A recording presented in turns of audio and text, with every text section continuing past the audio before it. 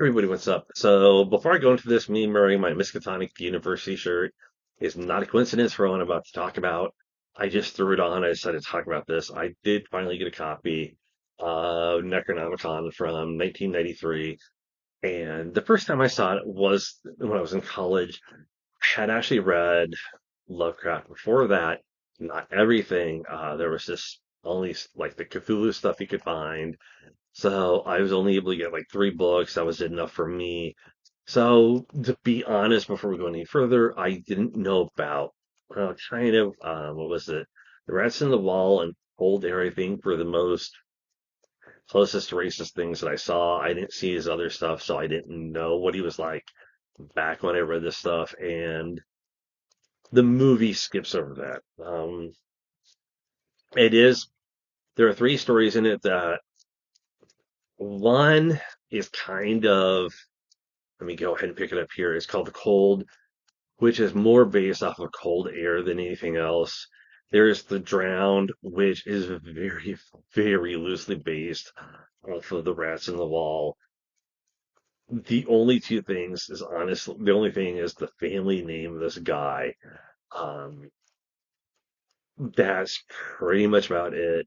There's Whispers, which basically is more of a futuristic version of Whispers in the Dark, and it is so far, far from that story. It's almost more original than anything else. The Drown, like I said, is it only shares the name of the guy, really. In terms of he gets like this mansion, inherits a mansion from a relative. Um, in the original story, The Rats in the Wall, the guy who gets the mansion rebuilds it. There's a lot of problems with it. It's just a weird story. And so I enjoyed all three stories. The story behind it included where Lovecraft goes into this library run by these monks who have a copy of the Necronomicon. He decides he wants to read it, so he has to pull off a little stunt to actually get to where it's at. It's kind of funny, uh, but it's not, to me, really part of the overall thing. It's like the three stories are what he reads in the Necronomicon. Um, but overall, it's just not as interesting to me as the stories were. Would I recommend it if you like the Cthulhu mythos? You're not going to really like it because there's no mention of the old guy. There's no mention really of the old gods. There is the Necronomicon, which shows up. If I remember correctly, I didn't watch it yet because I want to taint my memories of it when I was talking about it. Um, like rewatching, talking about it from what I remember in college. Um, that there's only one scene with the Necronomicon. I would say with Whispers, there is one particular scene. I'm just gonna throw it out there. It does mention abortion, and it's kind of a weird scenario. If you don't like that type of situation, you might want to skip it. There's really no racism in it, like you might think, because it has to do with Lovecraft. I like the monks. The monks are really interesting. Lovecraft isn't.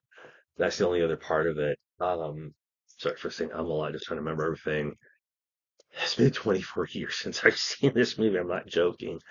Uh, I worked at a grocery store that had, gosh, kind of gives you an idea how old I am. Maybe. Uh, uh, the video store had it, and I remember buying it on VHS. I think I saw it beforehand. And when they were closing down the store itself, they sold all the videotapes. I got quite a few. And that was one of the ones I wanted to get because I just really enjoyed it. There are ones that I've been trying to track down. There's one in particular that I hope to get at some point in the future. I didn't know it was a made for TV movie, but it's Forrest Whitaker and I do like some of his stuff. I'm trying to think of the name of it offhand, but I can't. Would I recommend it? Yes, I would. If you like horror that has minimum gore to it, then yeah. I only say minimum because it's not like, a lot of it. Is it some, like I said, with the abortion part, some people may not like that. It's the last story in the series. It's kind of like a progression of like older stories into newer stories. And the last one, Whispers, is very much futuristic for the time. And it's kind of a weird thing for it to be in the Necronomicon. It's because when I was reading something about it a while back, somebody said, well, the stories to be in there would have had to come to pass for the, and the Necronomicon would have exist at a time. I'm going, well, that's kind of a weird thing to say because, this is a book of the dead. So if it's a book about the past, the present, and the future, that's not something we've ever heard about it. And it really defies everything we know about it. And it does show up once, as far as I can remember, and that's like the first story, The Drowned. The Drowned is another one that I'm on the fence about, just because I don't think they did enough with it. There's a lot. There's some stuff they could have done with it, but it does have an aspect to it which goes with other parts of like how people are affected when, I'm just gonna say it, when the Necronomicon is involved. Like I said, I didn't want to ruin the story. That's the problem. Cool Air, definitely if you like that story, go with it. If you like The Rats in the Wall or Whispers in the Darkness, you're probably not going to enjoy these stories. I am glad with The Drowned that they did not go really with Rats in the Wall, because if you don't know the story, the guy in the story has a cat whose name I'm not going to say. It's a black cat. And if you knew anything about the time frame that Lovecraft was in, you can almost guess what the name of the cat was. That E word is used a few times. I'm not going to say it here on YouTube. I am going to, I believe there's a movie Vampire Mike talked about, and I'm going to be watching it later on when I have a chance. It is called Bronson.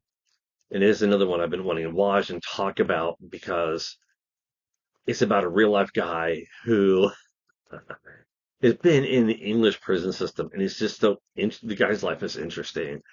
I really recommend, if you've never heard of him, if you don't want to watch the movie, if you look it up and it doesn't sound interesting to you, at least watch the infographic show version of his life. That's really the best in my opinion. So I don't know where you can find this in streaming. I found it online. Finally, it is a region one. The the only thing I would really advise is look for where it says HP Lovecraft's Necronomicon. I would also look for, where is the name of it?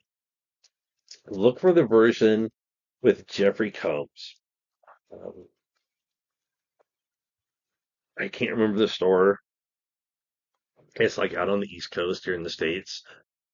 Oh crap. I think it's like in Massachusetts or somewhere around there. It's like in New England.